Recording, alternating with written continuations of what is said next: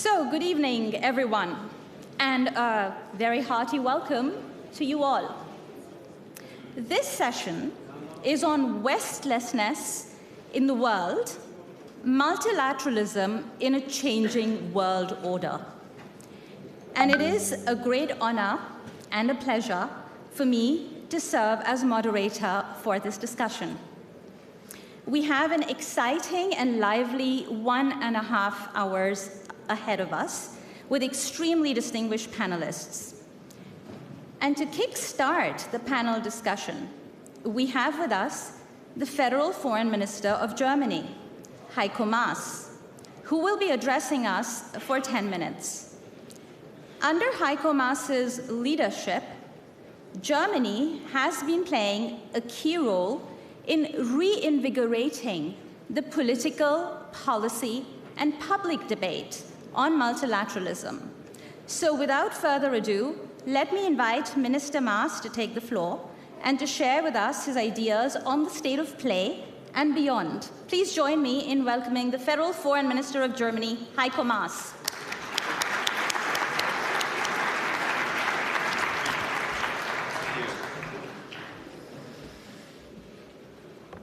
Ja, sehr geehrter Herr Ischinger, Ambassador Ischinger, distinguished colleagues, excellencies, ladies and gentlemen. The world in disorder.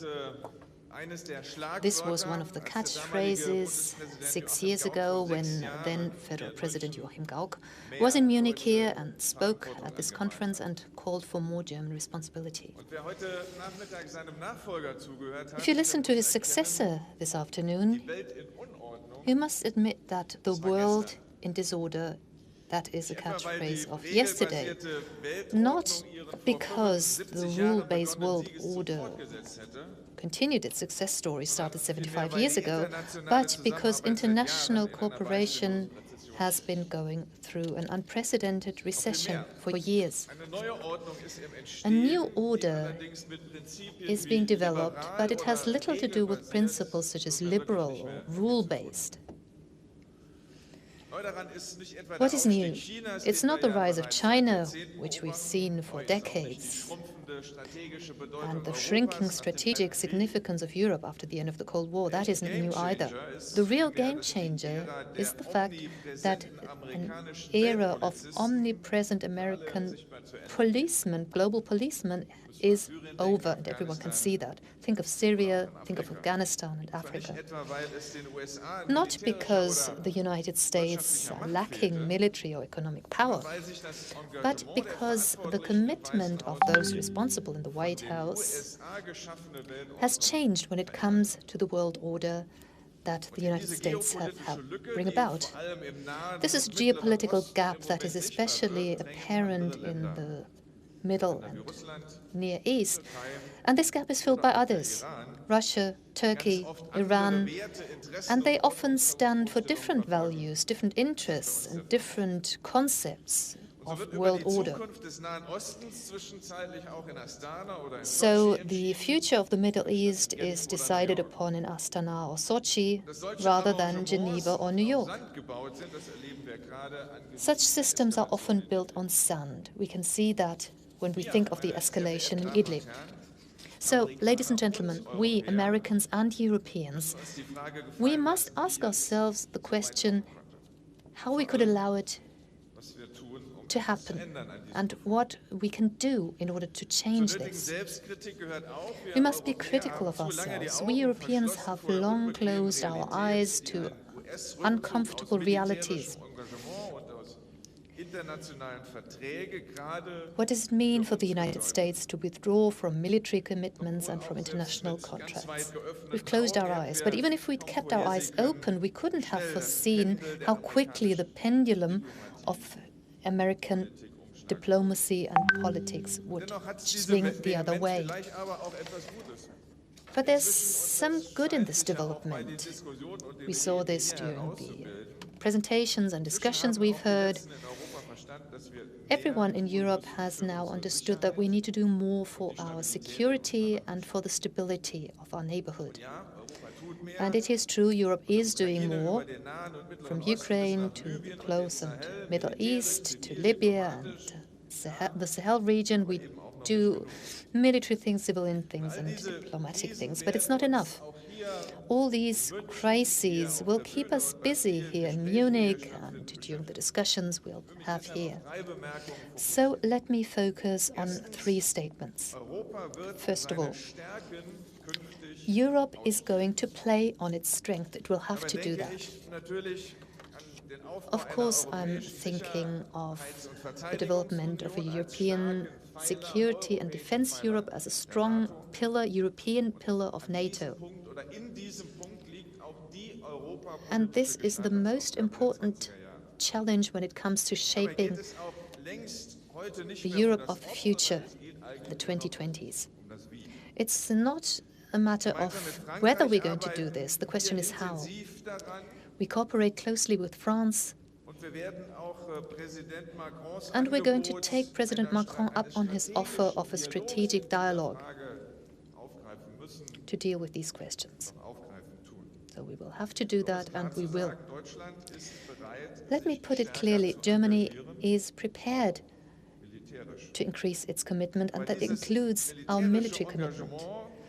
But this military commitment must be embedded in a political reasoning, and this is just what our federal president Frank-Walter Steinmeier said this afternoon.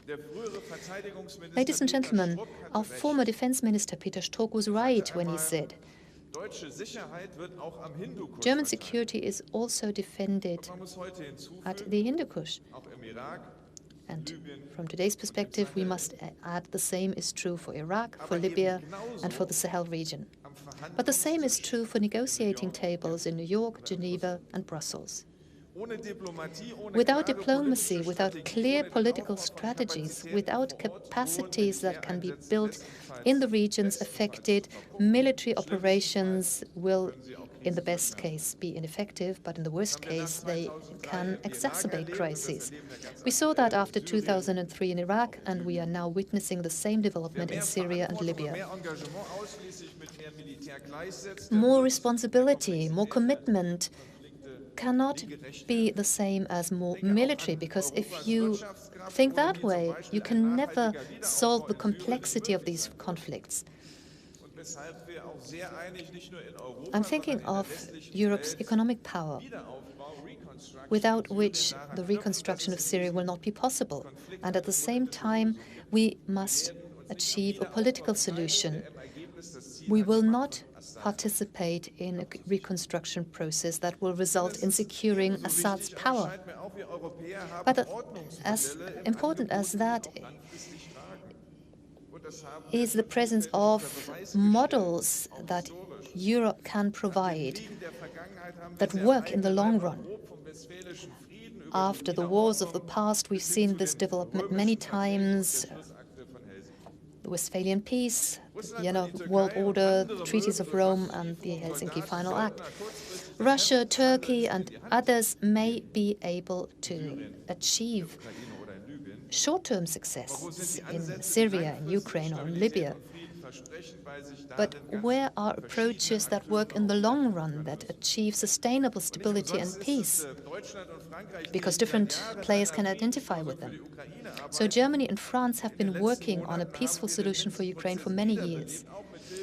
In the last few months, we have revived the Minsk peace process, supported by the new Ukrainian president. We have worked for the separation of troops and the exchange of prisoners. That is only part of the solution. The main question is, are all the parties involved prepared to move beyond the reasoning of geopolitical influence and to work together on a European security architecture which is based on international law? So we will talk about this here in Munich with our colleagues from Paris, from Moscow and Kiev, and thus we will lay the basis for another Normandy format meeting in Berlin. Ladies and gentlemen, it is no coincidence that the efforts to achieve peace in Libya emanated from Rome, from Paris, and lately from Berlin. The Security Council reinforced the results of the long and difficult negotiations that took place in Berlin. Last week, the parties to the conflict negotiated a ceasefire for the very first time, and on Sunday, the foreign ministers will meet here in Munich in order to continue the process started in Berlin and to create a mechanism to monitor and implement the decisions that were taken there.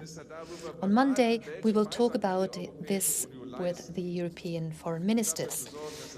We'll talk about the contribution that the EU can make in order to implement the weapons embargo.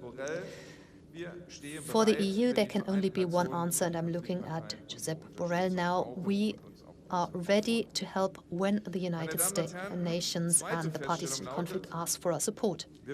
Ladies and gentlemen, my second point is we must adapt our multilateral alliances to the new geopolitical realities. This is true for the European Union first and foremost.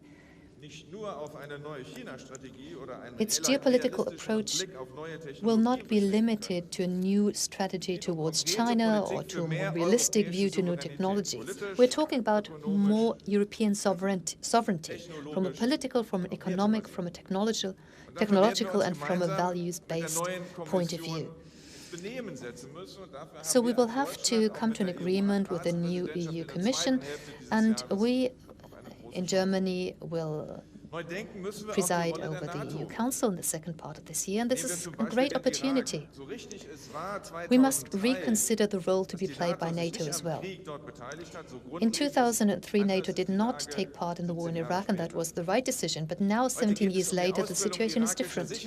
Now we're talking about training Iraqi security forces to fight terrorism, the terrorists of the Islamic State, and the Iraqi government has asked for NATO support because NATO respects Iraqi sovereignty. It stands for a multilateral approach. We all share the interest to preserve what we have taken great efforts to achieve in the last few years. So we would like to continue our commitment in Iraq with the consent of the Iraqi government, be it as part of the anti-IS coalition or be it as part of a NATO mission. So at the end of the day, this will take care of two strategic interests. First of all, we continue our policies in the Middle East, which means de-escalation, not maximum pressure. And secondly, we can help keep the United States in this partnership. This can lead to new transatlantic dynamics, and this is not a side effect, it is our objective. So my third point is more European contributions will keep the United States on board. I'm thinking of Afghanistan. In the past few months, we provided support to the United States. We supported them in negotiating a peace agreement between the parties to the conflict in Afghanistan. An internal Afghan dialogue has been initiated. So we think the reports about a possible understanding between the United States and the Taliban are very positive news. Whether it results in lasting peace depends on the continuation of these negotiations, and we must not go back on what we have achieved. In together, out together is the principle, so that should be our guiding principle. And we are the second largest troop contributor in Afghanistan. I'm also thinking of the Sahel region, which has become a safe haven for international terrorism. Germany and Europe are strongly committed there, militarily and by civilian measures. In the last 3 years, we invested 3 billion euros in the stability of the region. We are prepared to do more. We work on security policies and we help build state structures here. And we will need the United States to do this, because at the end of the day, Islamist terror is a threat to people in Bamako just the same as in Paris, Berlin, or Boston. And therefore, ladies and gentlemen, we must talk about transatlantic burden sharing. It's true. In Brussels, in Washington, and here in Munich. And in Berlin. We know we must do more. The federal president pointed it out this afternoon, and we've started doing that. But let us not narrow down the discussion to this single question. The strength of an alliance cannot be measured in terms of euros or dollars. What we need is a true political debate about the transatlantic partnership in the 21st century, bearing in mind the situation we live in today, the new realities. This is a process we initiated in December last year in the framework of NATO. We believe that not maximum disruption, but discussion is the way to achieve good results. That is the only way forward. We know that only by acting together can we summon the economic power, the military potential, and the political ideas we need in order to defend our rules-based global order. Let us start where the westlessness we read about in the Munich Security Report can be felt. First of all, it is in the crisis before our front door, and this includes Iraq, Syria, Libya, Ukraine, and the Sahel region. Let's make sure we do not repeat the mistakes of the past. Let us not leave these crises to those who export weapons and mercenaries, but not security and peace. Thank you very much.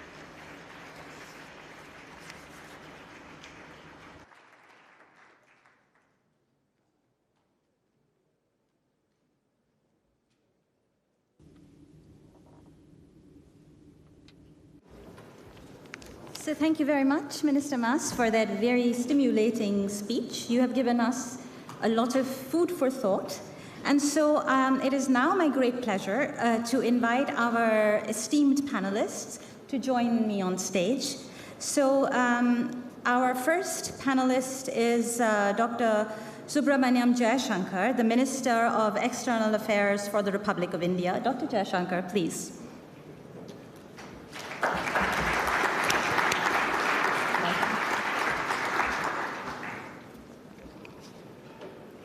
Our second panelist is Margarete Vestager, and I invite her to join us on stage.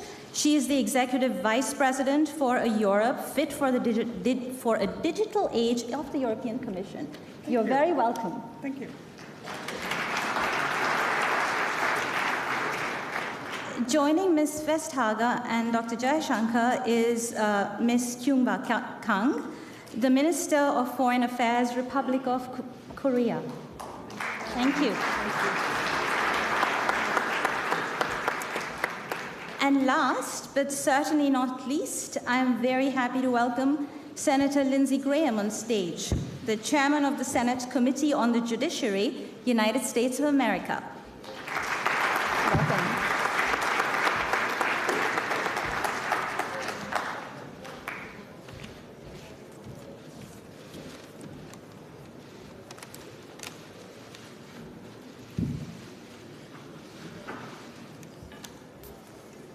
So we're very privileged to have you here with us to address some of the very fundamental problems that we are facing today, and both on the questions of Westlessness and multilateralism.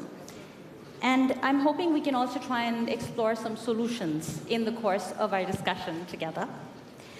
A warm welcome to the four of you, and the plan is to have an exchange amongst the panelists, followed by a Q&A session with you, esteemed audience, and also questions coming in from a live stream with the engaged public at large. So if you see me fiddling with this device, it's not because I'm checking my Twitter feed. It really is because I'm looking for questions that people are sending in. So now, to set the ball rolling, I would like to begin our debate with a simple but a fundamental question, which I pose to the four of you. And I would be grateful if you were to restrict your remarks to about 3 to 4 minutes each. And we have further time for debate that way. And the question is a simple but not a simplistic one. And it is, there seems to be a recognition across countries that global problems need collective solutions. We heard that in many of the presentations today as well. There is a recognized need for multilateralism because multilateralism is an instrument that can help us achieve these goals. And yet, we find multilateralism in facing serious challenges. Why is that the case? Is it because multilateralism has failed to serve its purpose for individual countries, for individual actors? Or is it that the world has changed so dramatically that our old institutions are no longer fit for purpose? Or is it this Westlessness that we have been discussing today? Or is it something entirely different? Dr. Jaishankar, why don't I start with you? Please. Thank you. First of all, let me say it's a great pleasure to be here. Let me look at the two key concepts you mentioned, multilateralism and Westlessness. Now, I think clearly multilateralism has become weaker, and clearly Westlessness is in evidence. And I would suggest that there is a correlation between the two.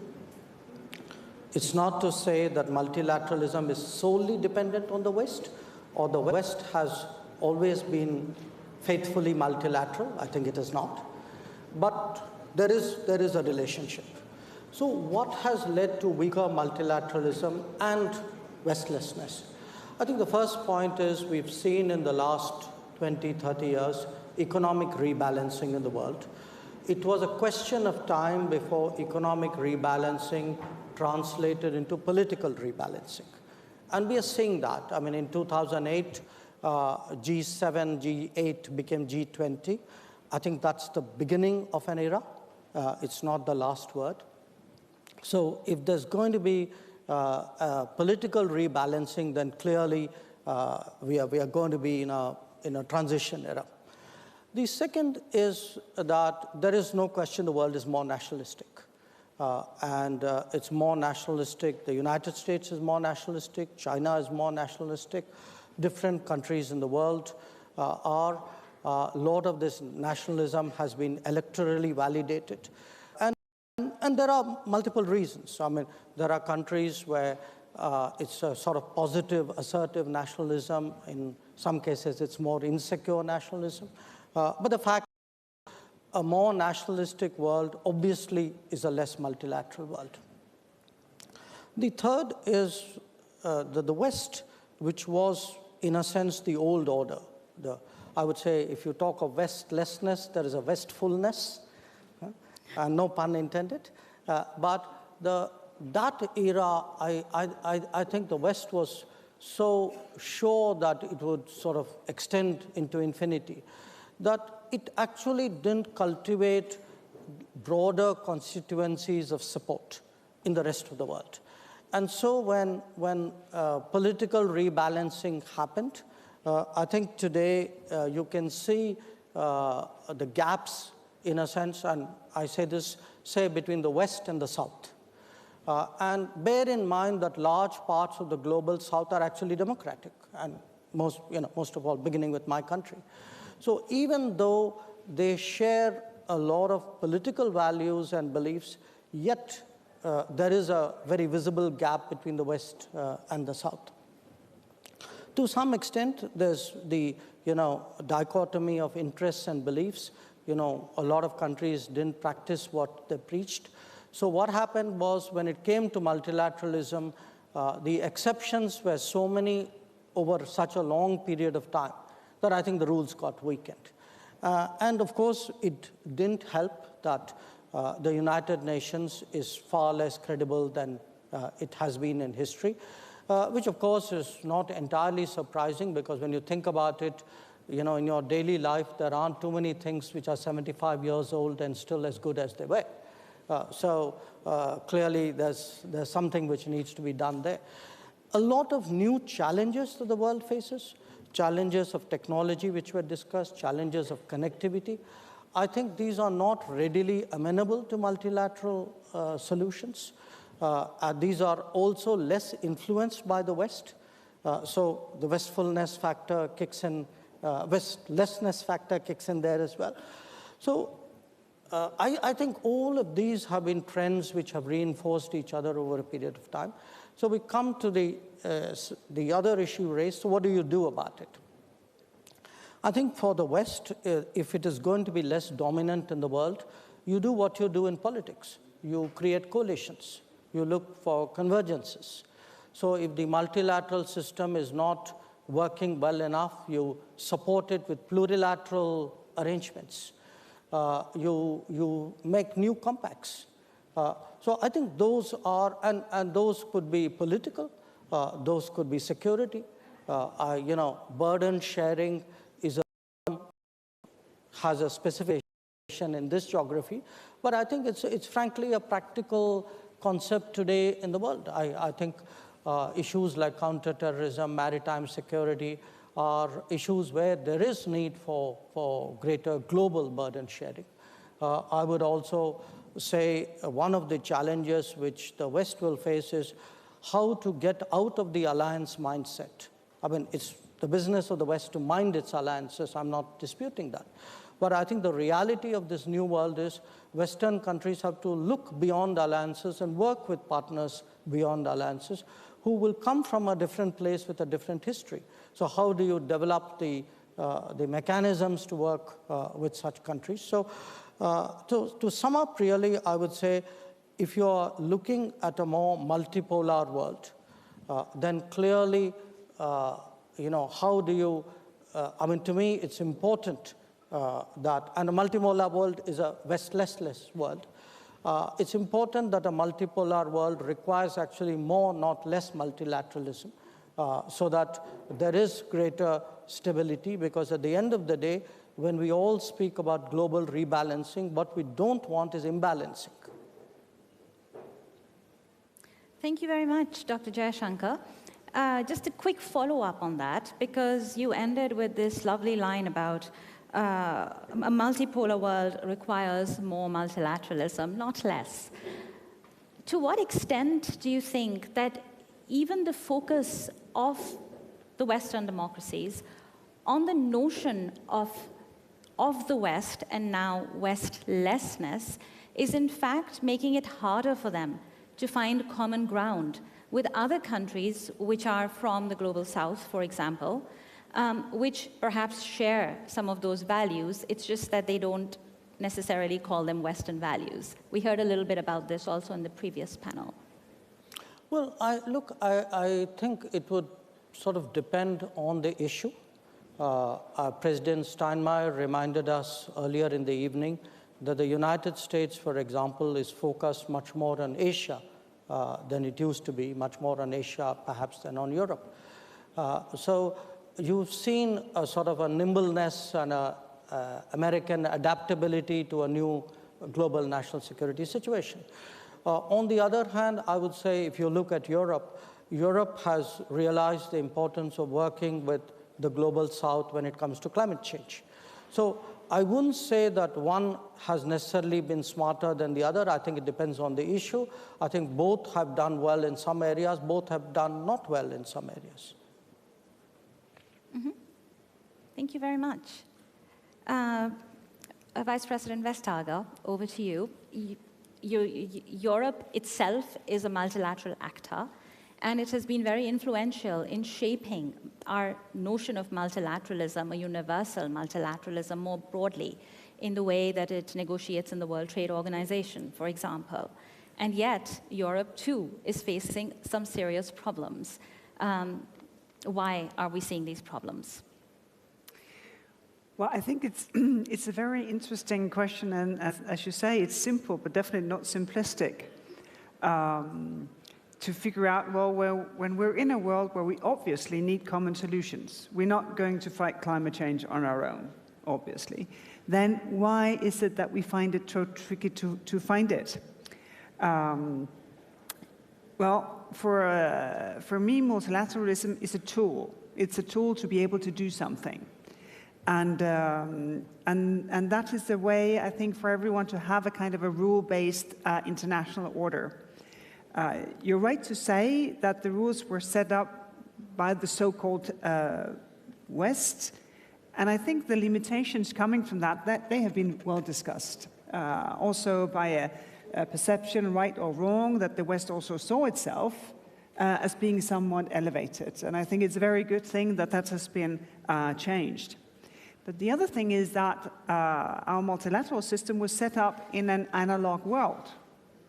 And the world is definitely not analog anymore. We are lucky here to have a physical interaction. We can feel each other. We can better, I think, read each other because we're in the same room. But very often we'll not be in the same room. We're in a digital world where opinions are being formed, economic value is being created, great powers compete. It's a major change. And that also means that the tools of power, they do change. That be industrial espionage, tax avoidance, disinformation, foreign influence on elections, terrorist propaganda, the security of critical infrastructure, mass surveillance. We're really in a different world compared to the world when our multilateral system was set up. And that, of course, allows both people and businesses and states to be less accountable because it is opaque, this digital world, because we do not have a multilateral system that is digital, and that allows for an opaqueness to come about, which I really do not think serves anyone well. So the question is, of course, when our multilateral system is outdated, well, what do we do? Do we abandon it or renew it? Well, as I see it very often in competition law enforcement, which is one of the things I do in the European Commission, well, the fundamental rules, they're fine, because they deal with greed and with fear and with the lust for power. These are fundamentals. And it may be that we're now digital, but as humans, we have not changed whatsoever. I still think that the fundamentals, they remain the same. And the tricky thing is that if we allow a world without order then to be the new world, well, we know what is going to happen. Then the weaker ones, they will suffer because of the strength of others. And we know from history what that leads to, and that, I think, we should not allow to happen. So I think it's very important that we find ways to change the way multilateralism works, but not to give up the tool, because the problems are the same. Security problem, climate change, tax avoidance, these problems, they need a global approach. And Europe will participate in that renewal of multilateralism and to find new ways. But of course, we'll try to do that from a position of strength, because I think that nationalism is a way to renew multilateralism as well. Because when people have a stronger identity, actually very often it's much easier to deal with them, because you know where you're starting from, you know this is the problem, so that you can find a common way to go. So it can be, if interpreted in a positive way, instead of setting us apart, be the thing that allows us to work together in a different way.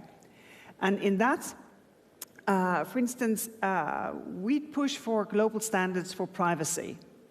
And of course, very happy to see that the general data protection rules that we have are inspiring a global debate. We want to have ethical, human-centered AI, especially if it's risky when it comes to fundamental values. Of course, we'll make up our own mind, but of course, we hope to inspire also globally. We're very active within the OECD when it comes to taxation, to sort of renew our take on taxation globally, because in a digital world, it's a completely different matter than what it was 20 years ago. When it comes to subsidies, the WTO really needs renewal. And with US friends and the Japanese, we have proposed changes in order for the WTO to work much better, much more efficiently with subsidies. So I think the important thing is to sort of be more assertive for everyone who wants to be in a geopolitical game, but to use that assertiveness to reassess, well, how can we then make multilateralism work? And at least for us as Europeans, this is a priority. Thank you very much. That is fascinating, and your point about the change from the analog world to the digital world, in fact, being a game changer also for our institutions, is a very important one. And it creates new linkages between economic issues and security issues. But, and so you outlined some of the ambitions that Europe could take on in this, and that aligns also with what Minister Maas was saying. He was setting out a very ambitious agenda for Europe. But my quick follow-up on this would be, how ready is Europe to take this on, given some of the internal challenges, internal divisions that Europe faces now, also because of the challenges of digitalization? Well, I think there's a very strong realization of the rebalancing of economy, and because of that, also rebalancing of global sort of political power. And that basically is a success. It really is a good thing that many more people are richer, better off, assert themselves on a global scale. That's a good thing. The thing is, we have had, may sound strange, but there is a silver lining to everything. The experience during the Brexit, the first phase of Brexit, what the 27 can achieve when coming together. And I can tell you, it wasn't for lack of temptation for one European member state or another European member state to break out of the unity between the 27. But because of the transparency in the process, that Parliament was briefed every week, that member states, they were briefed every week. With the transparency, then unity could be achieved. Because obviously, you put the finger on the sore point. Europe can achieve amazing things, but only if we have the unity and the willingness to find compromise. Mm-hmm. Thank you very much. Minister Kang, over to you. South Korea is also, we have a big debate in Europe about being caught between the pincer movement of China and the United States. South Korea also faces some of these challenges and has been a very keen multilateralist, as some of your own previous appointments also show. So perhaps you could give us some insights also from the region in terms of why multilateralism is facing this crisis now. Well, I think it's important to start out by saying that the values that have underpinned multilateralism are no longer the preserve of the West. These are now universal values that shape the conduct of governments, civil society, peoples, to varying degrees, mind you, but they are the standards that all countries aspire to achieve. So this idea of Westlessness may be a necessary soul-searching point for Europe, the center of West at this point, and maybe natural in response to the rise of non-Western powers in other parts of the world. But for somebody coming in from the non-West and taking part in this debate, I feel that the discussion is too insular. And I think we need to take multilateralism beyond the Western, the European context, and to see how multilateralism is played out in other parts of the world. For example, in Asia, we talk about Asean Centrality. In ASEAN is a subgrouping, it's a multilateral grouping of 10 ASEAN countries that have been around for half a century. And they offer another model of multilateralism that has worked very well for the countries and the countries around the region, including South Korea. Now talk about ASEAN centrality. So there's a lot more to multilateralism than the models that we discuss in this context. yes, Korea is a huge beneficiary of multilateralism, and we have become a model democracy and market economy by fully embracing the values of universal values that this multilateral order has established, and really made the most of the openness and the interdependencies that this has created. And we certainly hope to explore new opportunities for multilateral endeavors with partners who share the same vision and goals, and we very much support the German-French initiative of the Alliance for Multilateralism and trying to revive the idea of the dialogue and solutions that have the greatest buy-in of those who take in part, because clearly the global challenges require that collective response. And that collective response is not going to have much of an effect if it doesn't have that collective buy-in. So we're very, very supportive of that. I think in Korea, the idea of multilateralism is all the more keen. In our part of the world, we have a lack of it. We don't have regional security structures. Right. And perhaps this is a reflection of the history and the recent history of the region, because we're also, the last remaining legacy of the Cold War. And then our immediate challenge is to overcome this legacy, i.e. the division of the Korean Peninsula into South and North. And this challenge, of course, has been made many times more difficult by North Korea's nuclear and missiles development. But with the steadfast support of the global community, we have been pursuing a Korean Peninsula peace process of diplomatic engagement with North Korea to overcome this Cold War legacy and to achieve North Korea's complete denuclearization. The dialogue recently has stalled, but we are determined to stay the course and make progress. And in the meanwhile, we are proposing some multilateral initiatives, if you can call it that way. For example, asking the international community, in particular the UN agencies such as UNESCO, to work with us to get the DMZ between South and North Korea declared and supported as an international peace zone, which would be then a physical and institutional guarantee, if you will, of security both ways, both to the north and both to the south. And we think these would be concrete steps toward resolving the legacy on the Korean Peninsula. I think it's important when we talk about multilateralism to make sure that we do so in connection with the people who we ultimately serve. None of this would matter if it doesn't mean much to the people on the street. And here I think we have some troubling trends as well as some encouraging ones.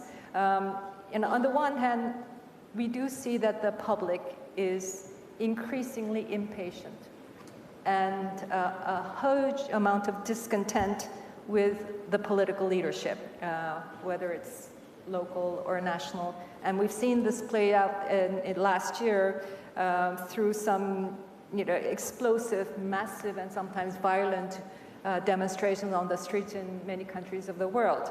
And so there is this sense that the political leadership is not delivering.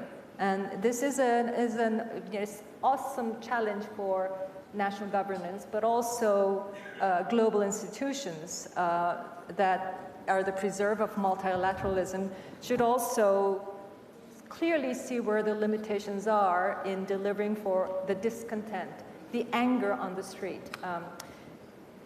On the other hand, the positive side of this is that the people are thinking, people on the street are thinking and wanting to act globally, and also wanting more global action. And clearly we see this on the climate agenda. And I think in particular when we look at the younger generation, they are keen to take on the challenge. They are transcending the physical and the mental barriers of borders. And I was just recently talking to the SG's envoy, who is conducting a series of discussions with young leaders around the world to mark the 75th anniversary of the United Nations. And he says, wherever he opens up these discussions, invariably, the voices are one of strong hope and high expectations for global solutions to global issues. And that is what multilateralism is. And here, you'll excuse me if I gloat a bit and point you to the triumph of the Korean film, you'll know what I mean, Parasite, at the Academy Awards. In fact, we were also very shocked how much of an appeal this very Korean movie had to the global audience. And it wasn't just the academies. This film has been collecting hundreds of awards at various film festivals throughout the year, clearly indicating that there is a global mindset that is receptive to things that are not necessarily tied down to the national context. And I think we need to make the most of this global mindset, which certainly the multilateral endeavors over the past decades have created, have helped to nurture, but they're now running ahead of us. I mean, they're supercharged by the new media. And I think unless we come to grips with this, we will be losing a huge track where we need to see action on reviving the multilateralism. On the name of this conference, Westlessness, I think, yes, I understand that perhaps it's necessary and perhaps natural in the current historical context, but I assure you, as somebody coming from the non-West, the West is very much alive, and not necessarily physically, but in the East, people in the East, as I hope, the East is very much in the mindset of the West. So perhaps the better framing when we discuss the future of multilateralism is not necessarily to tie it down to the West, not necessarily tie it down to any geographical distinctions for that matter, and throw the discussion open wide to the larger globe. Thank you. Thank you very much for those very fascinating remarks. I have a bunch of questions, but I will restrict myself to 1.5 for a quick follow-up. One, you talk about... Thank you. It's very helpful that you remind us that Westlessness may be a little bit of an unnecessary soul-searching on the part of Europe right now. And then you gave us some nice examples for also ASEAN. And I was curious if you could give us any examples of different approaches to multilateralism that the West, the North, that Europe, that the US could learn from in the rest of the world. That's one. And two, I'm very happy you mentioned the Alliance for Multilateralism in something that Germany and France have been taking a lead on. And I would be very curious to hear how you see this alliance expanding. And by expansion, I mean, does the agenda, right now it looks like a very pragmatic alliance, along the lines of what Dr. Jaishankar was also saying. But do you see it as also developing into something more principle-based, more value-based? Well, I think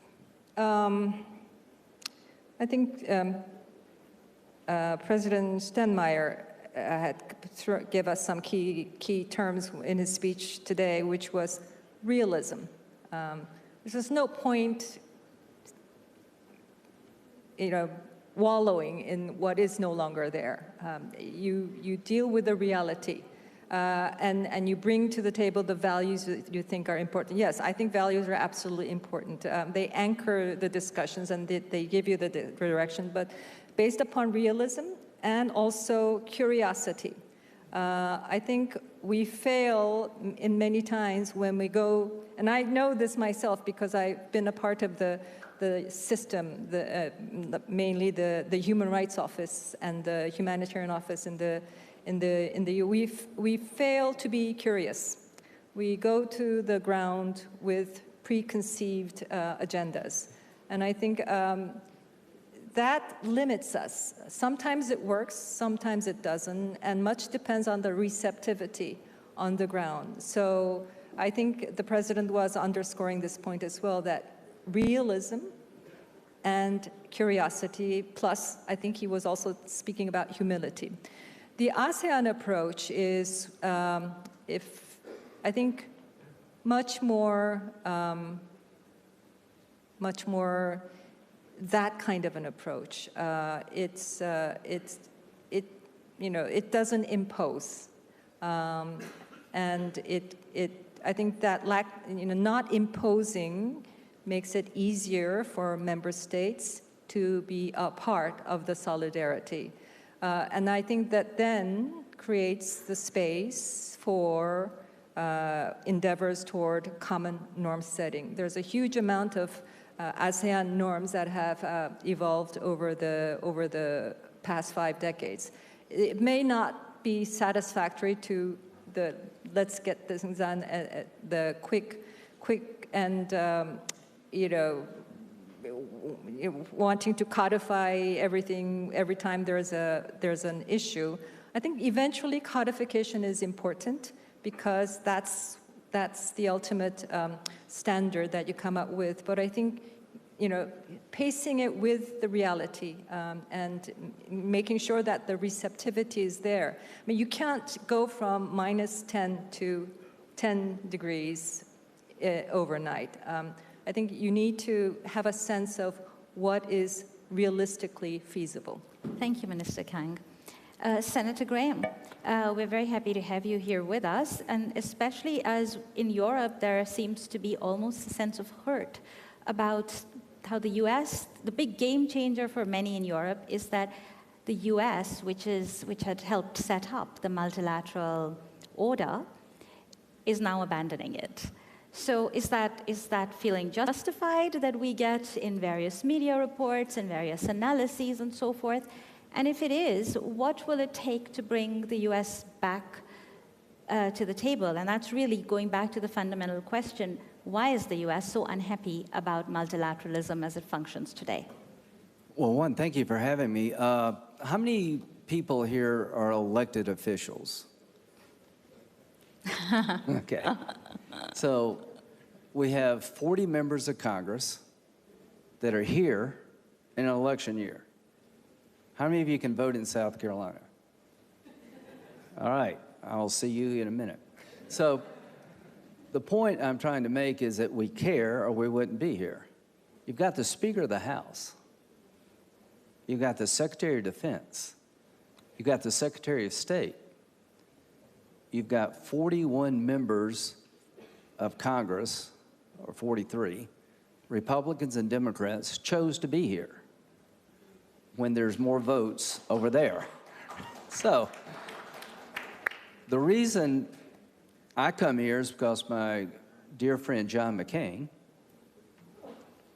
taught me and anybody who's willing to learn that when it comes to threats, it's better to have partners. When it comes to doing things, you wish you didn't have partners. So here's the point. President Trump ran an American First campaign. Is it like the American First of the 30s? No. Isolationism? No, I've come to believe it's not. It's about burden sharing. And he struck a chord that NATO is paying more. That's good, $400 billion. That makes it easier for me to go back to South Carolina and say that this is a good deal for the United States. Trade deals. Clinton and Trump both ran against the Trans-Pacific Partnership Agreement. Obama tried to negotiate it, but the Democrat and the Republican said, bad deal. So President Trump was able to tap into the idea that trade agreements, the WTO as we know it, needs to change. There's the WTO before China's rise, and there's the WTO after China's rise. And if we don't change the WTO to deal with the new China, then you're going to get frustrated people looking for ways to deal with their problems. So my belief is that the American people get it when it comes to NATO. That it's been a long-standing commitment.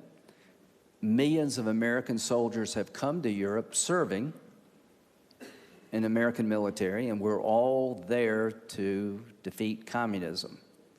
The problem for these groups now is usually multilateral organizations are designed around opportunity or threat. We come together to deal with a threat, like climate change. So you got the Paris Accords that President Trump said, no, not really that good deal for us, really good deal for China, really good for India, but not that good a deal for us. The point I would make to President Trump is, what would be a better deal? One, is it a problem? And if it's a problem, if it's half the problem we say it is, then you're going to need a multilateral approach. Do you all agree? I mean, you can't solve climate change from the United States or Europe or India. So I'm hoping to have the Trump administration tell the international community what they're looking for. I think we owe that to you. One thing not mentioned by the foreign minister of Germany was Iran. Part of the problem here is we maybe see Iran a bit differently in terms of threat. We all get it when it comes to ISIS and Al-Qaeda and Al-Shabaab. You just fill out the list, right? I'm a pretty interventionist guy for American politics in 2020, not because I want to go fight all the time. I just want to keep the war away from home. Don't you think there's a fatigue in the West about the war on terror? Remember the Marshall Plan? I can show you what we got for all of our money. We got a vibrant democracy here in Europe, all over the place. Our reconstruction efforts in Japan, South Korea. It's pretty hard to tell the American people what you've got in Iraq and Afghanistan and Syria after a lot of money and a lot of dying. And here's what I would tell them you have: hope. It's pretty hard to talk about a war if people can't explain what winning looks like. What is winning? If you want a European defense force, fine. Who's the enemy? So the problem we have, I think, in the West and throughout the world is to explain to the American people and our European friends that winning in the war on terror is not conquering a capital. It's not shooting down an air force. It's not sinking a navy. It's defeating an ideology. And people have lost hope in growing numbers that that can be done. Count me out. I've got more hope than ever, and I'm an outlier. With John McCain, I've been to Iraq and Afghanistan 57 times. What have I learned? You know when you get it right, and you know when you get it wrong. There are millions of young girls who've been educated since 2001 that if we stay with it, will have a voice for their children that's never been had in Afghanistan. And I'm constantly talking to President Trump. The payoff is generations away. And the hardest thing for democracies is patience. When the threat is real, nobody is more engaged in the United States. But we want to leave as quick as we can. When will it be over? Is there any hope of winning? So here's what I would say to the West. When it comes to fighting in Syria and Iraq and Afghanistan, we have to do a better job of explaining what the payoff looks like. And President Trump has bought us some time by insisting that people on the ground over there do more. We're down to 8,600 pretty soon in Afghanistan. That's a counterterrorism footprint we can sustain for a very, very long time. I can sell that. I can't sell 150,000 people in Iraq and Afghanistan forever. NATO, when you put 3,000 or 4,000 on top of the 8,600, it is so much easier for me to sell it back home. So multilateralism is suffering from fatigue when it comes to the war on terror. When it comes to the world economy, it's changing so quick it makes your head spin. We're yet to get our hands around how to deal with China. It's gotten so big and so prosperous so fast that the rule-making systems that were designed after World War II seem to be left into the dust. So I'll end with this thought. To everybody that I appear in front of in South Carolina, I say that you may be tired of fighting radical Islam. They're not tired of fighting you. You can fight the war in their backyard or your backyard. Those are your choices. You can play like the economy is not global, and you will lose because it is. If you don't believe in climate change, you're making a big mistake because you're going to wake up one day and the world's going to be fundamentally different. So what I say is you pay now or you pay later. And the best way to get outcomes is to have other people work with you. That's a hard sell in a soundbite world. But there is no other alternative. Okay, thank you very much, Senator Graham, for this, for some very frank comments. I have a ton of follow-up questions for you, but I know that the audience is keen to ask questions. Actually, there's the tradition of our Munich young leader going first. So, Claudia, over to you.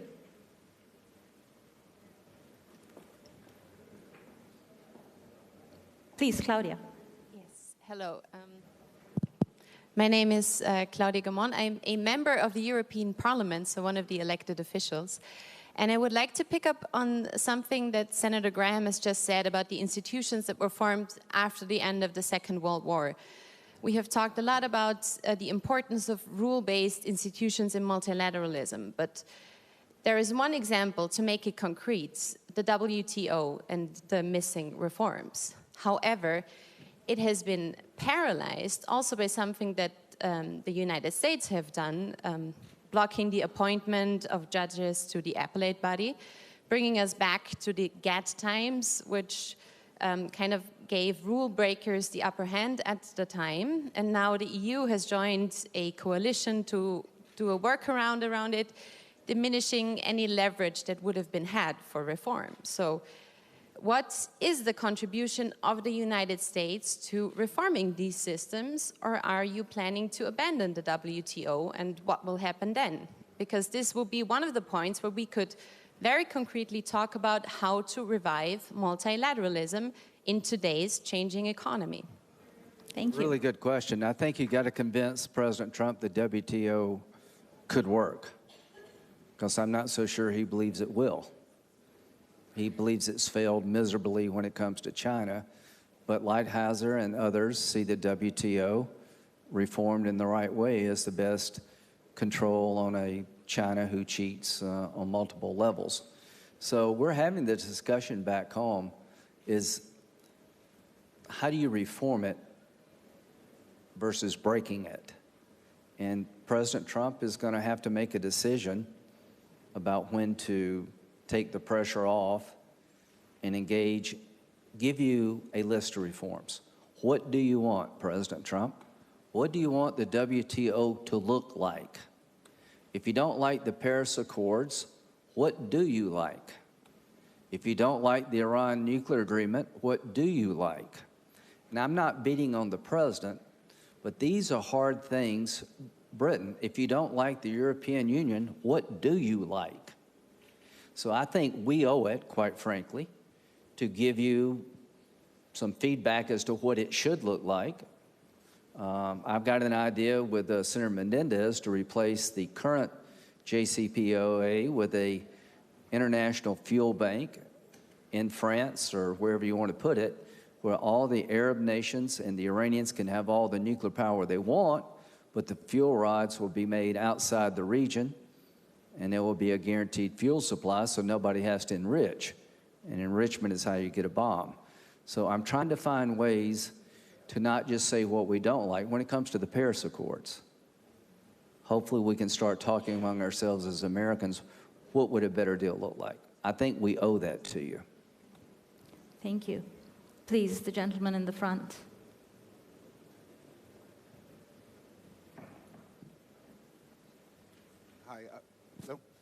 Hi, my name is Paul Horvath, and I'm a guest of the U.S. delegation. I'd like to direct my comment or question to the distinguished Foreign Minister of India, and maybe ask you to expand on your, I believe is your second point, which is that the West was so sure of its infinite supremacy that it failed to explore other avenues of engagement with other parts of the world. I'm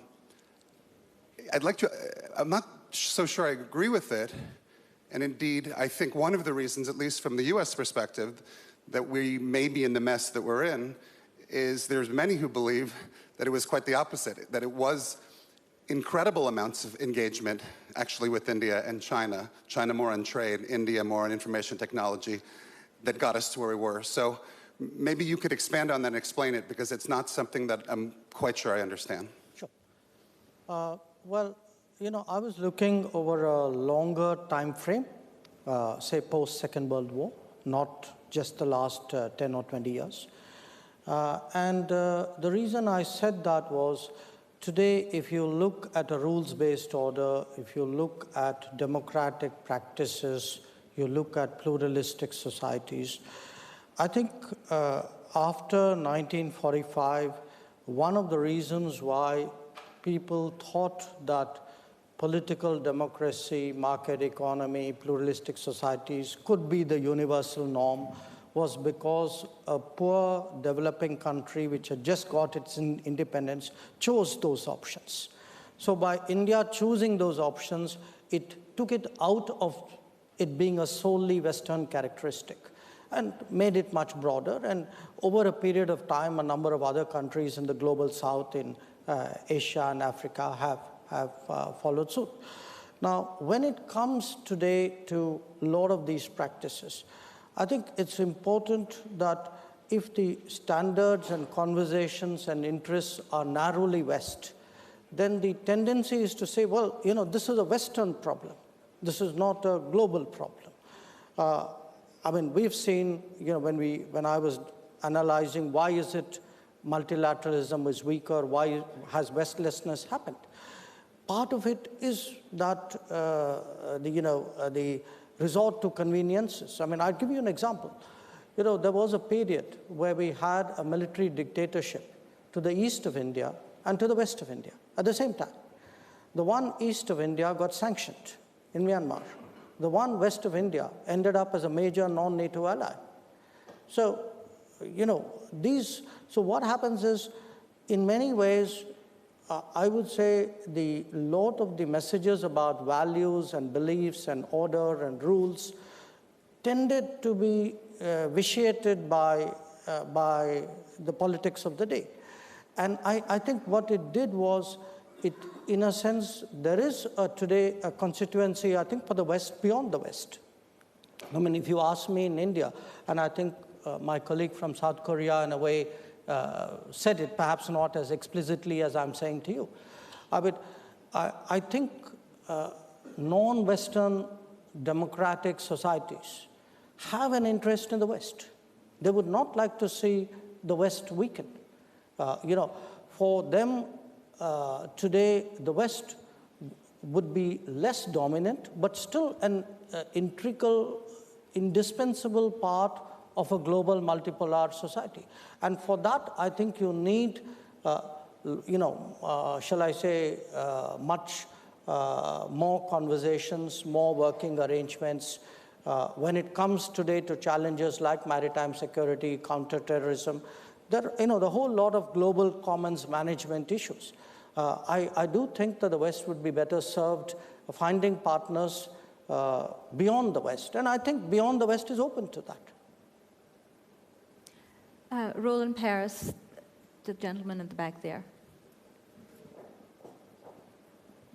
Very much. Very interesting discussion so far. I'm Roland Paris from the University of Ottawa in Canada, former advisor to Justin Trudeau. Question is for Senator Graham. And the United States is asking, in some cases insisting, that its allies do certain things in relation to China now. And the question really is whether the United States will have its allies back. And the specific question I want to ask relates to the arrest of Ms. Meng Wanzhou in Canada on a United States extradition request. As you well know, China, right afterwards, detained 2 innocent Canadians in apparent retaliation. And a year ago at this forum, you addressed that issue and you said, and this was very much welcomed by Canadians, that you thought that the Trump administration should be doing more to try to secure their release. Could you comment on what your thoughts are in relation to the U.S. administration's actions a year later? Thank you. I think we need to do more as a world. This is a big deal. Do you understand what he's talking about? Okay, so you got a Huawei official that we indicted in the United States, lives in Canada, you have an extradition treaty. She's fighting extradition lawfully. China grabs 2 Canadians because they're pissed. It could be you next. So what we got to do is get this one right. So when I get back, I just talked to the Prime Minister Trudeau today, and he's been a really good ally standing up for the rule of law. China is not known for the rule of law. They made a deal with Hong Kong, they're trying to break it. If we let them get away with that, anytime you let somebody break a deal to the benefit of you and your friends, you'll regret it if you don't push back. So he challenged us today to try to make this more international response. Not only should we do more, but we should almost have sort of an Article 5 response economically and tell China, when you grab 2 Canadians because of an extradition treaty with the United States and Canada, that's not going to be accepted because literally it could be your citizens next. When you push back on China, they don't play by the rules. Huawei. And the one thing you need to get is that politics back home is about as screwed up as I've ever seen it.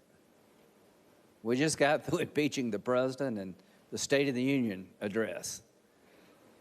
What do we agree on? That Huawei technology is a threat to the United States, and we really think to world order. So Nancy Pelosi and Donald Trump probably are not going to have many dinners together, but if you ask them about British purchase of Huawei, they'll give you the same answer. Now, we owe it to the world, all of us do, to give you an alternative. We just can't say no forever to 5G, but we're very firm in our commitment, Republicans and Democrats, that if you go down the Huawei road, you're going to burn a lot of bridges. Back to your original question. Not only am I going to go back home and say we need to do more, I'm going to try to get a more of an international response, because what our Canadian friends are asking is not too much, and the world should actually come to your aid, not just the United States. Thank you. The lady in the front here, please. Hello, Professor Katarzyna Pisarska. I'm the director of the European Academy of Diplomacy in Warsaw, Poland. I wanted to challenge you maybe on the definition of the West, because the West itself seems very exclusive. I mean, in the sense that you're the West or you're not the West. Shouldn't we be actually talking about countries that are democracies and those which are not, those who care about their citizens' rights and those who don't, those who understand the rule of law and international law and those who do not? And if India or Denmark and Korea or the United States fail to meet those standards, they should simply not be seen as part of the West, while those who do aspire and want to and deliver should be part of the West. My country was part of the East for so long, and all of a sudden I find myself on a conference when people see me as the West. It's wonderful, because I remember still as a young person that we were these Easterners from the other bloc. That has changed. So how should we make the West more inclusive, and is that democratic approach the way forward? Thank you. Well, real quick, is the West a synonym, does it mean democracy? When you say West, do you mean democracy? If you do, then it's not about the West. It's about democracy. And this is the hardest thing right now to get the American public behind the idea that supporting young democracies is in our long-term best interest, because we've had so many stops and starts in Afghanistan and in Iraq, and Syria is just a complete mess. But I think you put your finger on it. What we're talking about here is the rule of law and representative government. We're not talking about Jeffersonian American democracy. John McCain, to his dying day, believed two things: that there are rules and you should follow them, and that every human being on the planet has the right to self-determination. And I think that really is what the West means. And the West is really South Korea. I think that's an excellent point. After all, the planet is round. So, yes, where is the West? That's sort of built on an idea that the world is flat, and eventually you'd fall off. So, to some degree, it's nonsense. And for me, it's very sort of interesting, because I never, ever thought about Westlessness before I heard it in this conference, never. So, for me, it's like, okay, are we here discussing our own depression? And asking the rest of the world sort of to join in as a sort of a collective mindfulness exercise? I don't really get this. Because I see the values that were, first put to the world stage in, well, probably before Greece, but at least in Greece. They have expanded. You see them all over. You see them in the world's biggest democracy. You see them in Asian countries. You see them down under. You see them everywhere. And exactly the rule of law and the integrity of the individual. That is how you know it, and that is how you should know it. And for us, it's just step out of depression and say, well, this is Europe, this is great. We want to be a wonderful, strong partner with the rest of the world. That's the point. May I? Look, I think it's an interesting point you raise, because historically, there is a reason why West and democracy were equated. But over a period of time, I think the West needs to outgrow that, because today, more people live in non-Western democracies than in Western democracies. So, still, we are all creatures of habit. So we use shorthand formulations even if they are anachronistic. So I take your point, but I think part of Westlessness is a kind of, the West has to understand this larger rebalance, as I said, the rebalancing. The fact that even democracy today, there are people in other continents who own it and claim it as strongly as people in Europe or North America do. I think No, I'm part of the East, I'm part of the South, I'm part of the West, I'm universal. I'm India. The senator's last comment, I think, hit the nail on the head. South Korea is West, if you're going by values. I think there was a comment in the film that was introduced at the beginning when one said, instead of talking about the West, let's talk about the values that we're trying to perform. And I think as long as these values are grounded in the dignity of the human being, and I think there's much common ground. And but it's also important to remember that we also need to talk to those who don't share our values. We have a neighbor who don't share our values, definitely, but we need to talk to overcome the huge security challenge. And so as we try to promote and strengthen the values among like-minded, we also need to talk to those who don't necessarily do so. Yeah, this is a really good question, I think. So if Scotland gets out of the UK, it'll be through the democratic process, right? Okay. Crimea was annexed with a Russian tank in front of your door. Is probably not a good way to vote.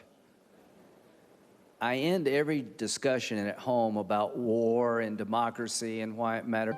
You got China who's trying to shut down everything close to democracy. In India, you're moving forward. You're having elections. You got your problems like we do at home. But you've chosen the democratic path. When it comes to Kashmir, I don't know how it ends, but let's make sure that two democracies will end it differently. And if you can prove that concept here, then I think it's probably the best way to sell democracy. Don't worry, Senator, one democracy will settle it. And you know which one. The gentleman over there.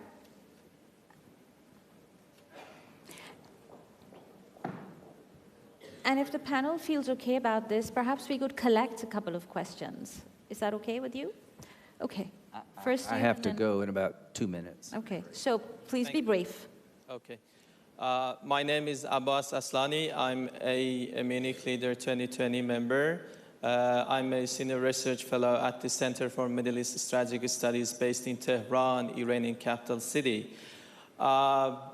Minister Moss said that the future of Middle East is decided in Astana rather than in Geneva or in New York.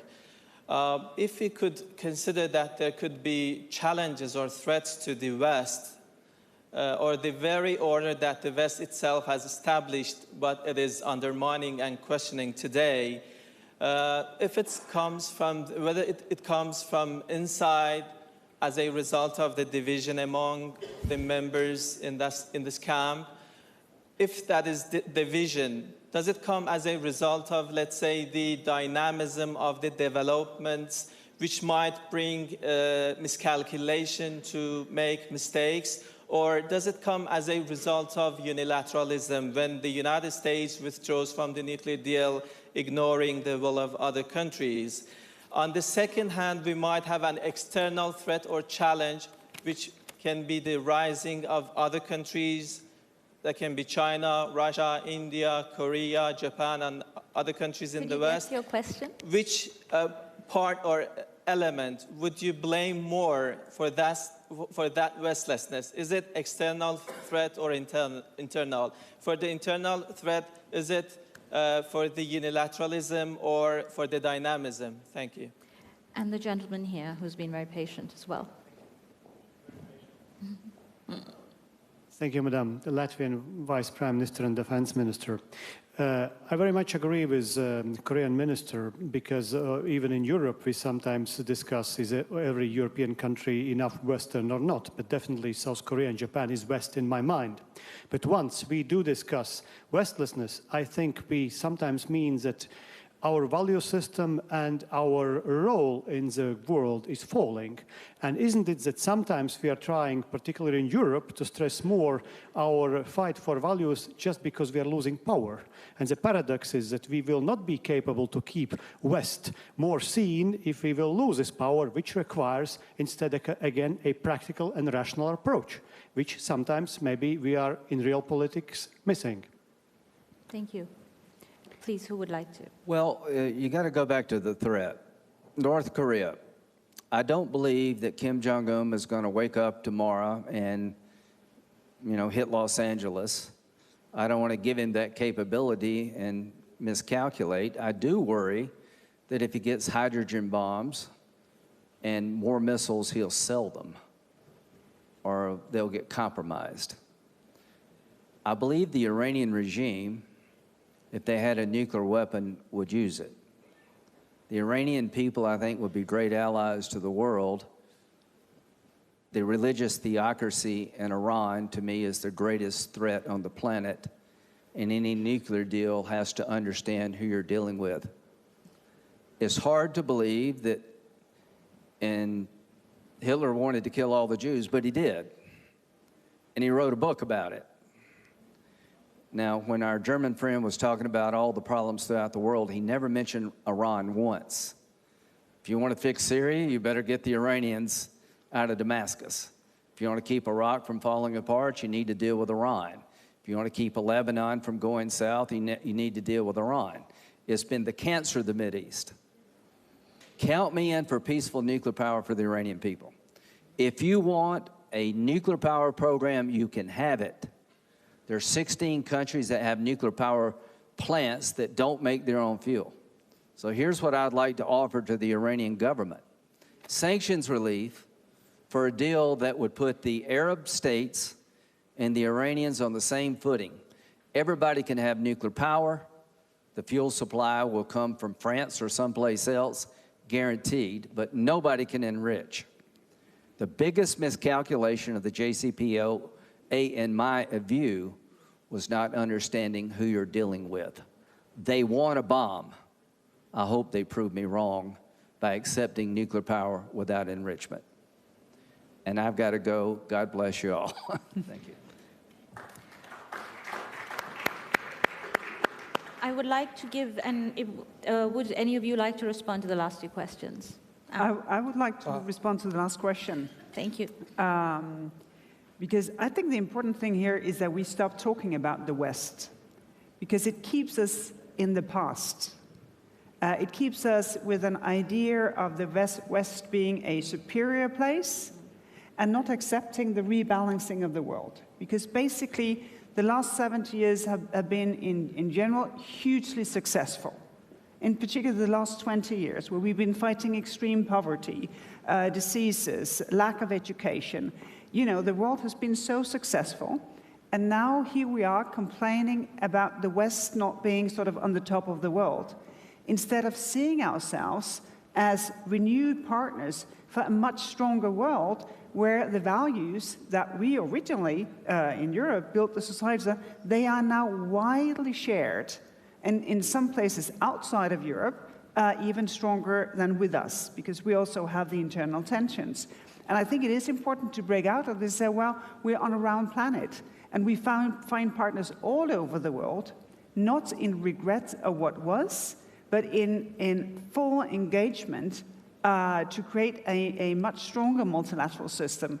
And I think to some degree we have, and this is why I find this also, there is a cleansing effect of this debate, to say, well, okay, now we discussed it, let's now leave it and see the world that it is, because we have amazing partners based on the rule of law and with a fundamental respect of the integrity of the individual, and that is what builds multilateralism.